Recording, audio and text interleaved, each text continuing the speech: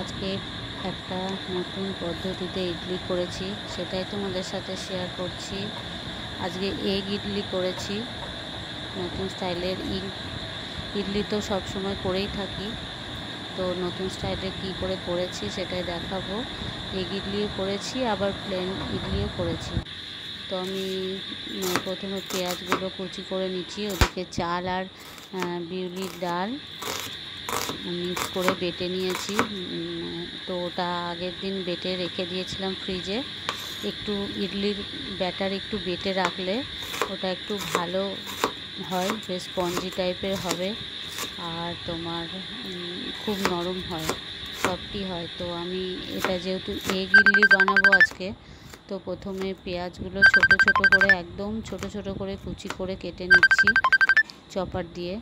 তো পেঁয়াজগুলো আমার কাটা হয়ে গেছে, ওর সাথে লঙ্কা কুচি করেও দেব, পেঁয়াজ আর লঙ্কা। এদিকে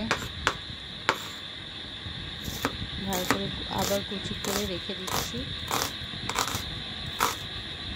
এখানে একটা গোটা পেঁয়াজ নিয়েছি আমি, একদম ছোট ছোট করে কুচি করে কাটতে হবে। আমার যারা নতুন ভিউয়ার্স, যারা আমার ভিডিওগুলো দেখছো, তারা অবশ্যই সাবস্ক্রাইব, লাইক আর কমেন্ট করে পাশে থাকবে, তাহলে খুশি হব। আর আমার যারা পুরনো সাবস্ক্রাইবার আছেন তাদেরকে অসংখ্য ধন্যবাদ। ভিডিওটা পুরোটা দেখে তারপরে সাবস্ক্রাইব করবে, তাহলে খুশি হব। লঙ্কাগুলো আমি ছোট ছোট করে কুচি করে নিয়েছি। এ দেখো, ব্যাটারটা এদিকে রেডি করে নিয়েছি। তো আমি ব্যাটারটা বেটে সকালবেলা বেটেছি, রাত্রেবেলা করব বলে। এদিকে দুটো ডিম নিয়ে নিয়েছি। তো আমার রান্নাঘর তো ছোট, সবাই জানো, বা অনেকবার আমি বলেছি। তো রান্নাঘরের সেটআপ সেরকম নয়, কিন্তু আমি তার মধ্যেও রান্না করে ভিডিওগুলো দিই। আমার রান্না করতে ভালো লাগে। ভিডিওগুলো তোমাদের যদি ভালো লেগে থাকে অবশ্যই লাইক করবে। তো আমি প্রথমে বাটিতে পেঁয়াজ যে কুচিগুলো করেছিলাম সেগুলো নিয়ে নিলাম।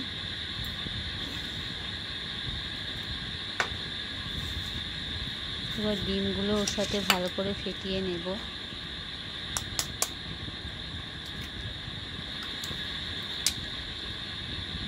ডিমগুলো ভালো করে ফেটিয়ে নিয়ে ওর সাথে সামান্য একটু নুন দিয়ে দেব।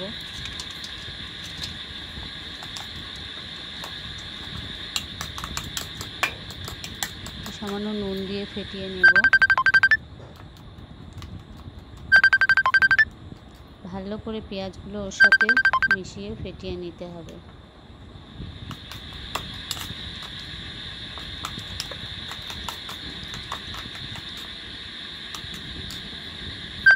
ফেটিয়ে নিয়ে ওটা সাইডে রেখে দিচ্ছি। এবার ব্যাটারটার সাথে আমি নুন দিচ্ছি। এবার নুনটা যেটা দিয়েছি ব্যাটারটার সাথে ভালো করে ঘেটে নিচ্ছি। তোমরা তো ইডলির ব্যাটার জানোই, খুব পাতলা হয় না, আবার খুব মোটা হয় না। দেখো আমার কতটা বেটে রেখেছিলাম বলে কতটা সুন্দর ভাব হবে, আর নরমও হয় খুব সুন্দর। ওই জন্য আগের দিন চালটা ভিজিয়ে রাখবে, চাল আর ডাল। তো তারপরের দিন সকালে বেটে নেবে। মোটামুটি 8-9 ঘন্টা ভেজানো থাকলে খুব সুন্দর চাল বাটা হয়ে যায়। তো আমি এবার এদিকে ইডলির মেশিনটায় জল গরম হতে দিয়ে দিয়েছি, আর এদিকে যেই ইডলিগুলো দেব, ব্যাটারটা দেব, সেগুলোতে একটু তেল ব্রাশ করে নিচ্ছি। আমার ইডলির মেশিনের যে বাটিগুলো আছে সেগুলো খুবই ছোট, খুব একটা বেশি ধরে না, ছোট ছোট ইডলি হয়।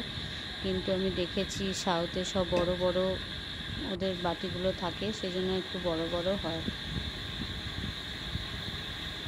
অনেকে ভাপ হওয়ার জন্য খাবার সোডা টোডা দেয়, ওগুলো দেওয়ার কোনো দরকার নেই। চালটা আগের দিন বেটে রাখবে বা আগের দিন ভিজিয়ে রাখবে, তার যেদিন করবে সেদিন বেটে কিছুক্ষণ আগে থেকে রেখে দেবে, দেখবে এমনি অলরেডি ভাপ হয়ে যাবে। তো আমি এবারে চাল কিছুটা করে, চাল বাটা কিছুটা করে হাতায় দিয়ে দিয়েছি। তারপরে এবার ডিমের লেয়ারটা একটুখানি দিচ্ছি, ফ্যাটানো যে ডিমটা আছে ওটা দিচ্ছি। খেতে খুব সুন্দর হয়, তোমরা করে দেখো, অসম্ভব ভালো লাগে।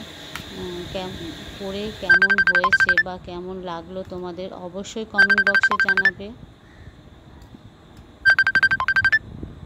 দেখো এবার ডিমের লেয়ারটা দিয়ে দিয়েছি। এবার ওদিকে ইডলি মেকারে জলটা গরম হয়ে গেছে, আমি এবার এটাকে ওখানে দিয়ে দেবো।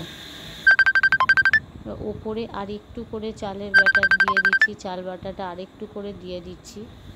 তখন যেহেতু কম দিয়েছিলাম, ডিমটা দেবো বলেই কম দিয়েছিলাম, এবারে ওর ওপরে একটু আরেকটু করে লেয়ার দিয়ে দিচ্ছি।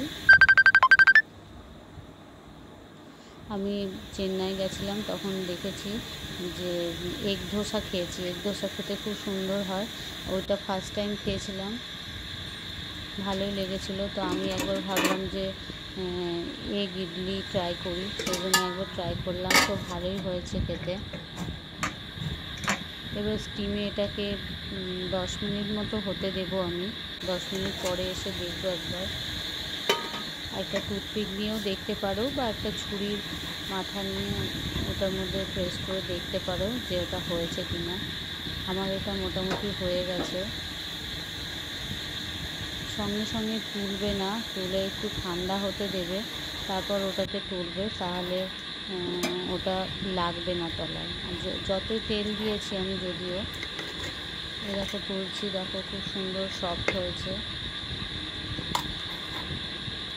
ইডলি খেতে তো সবারই ভালো লাগে, সিম্পল একদম পেট ভরা খাবার। আমি মাঝে মাঝে এটা রাতে ডিনারে বানিয়ে নিই। তোমাদের যদি ভালো লাগে অবশ্যই পাশে থাকবে।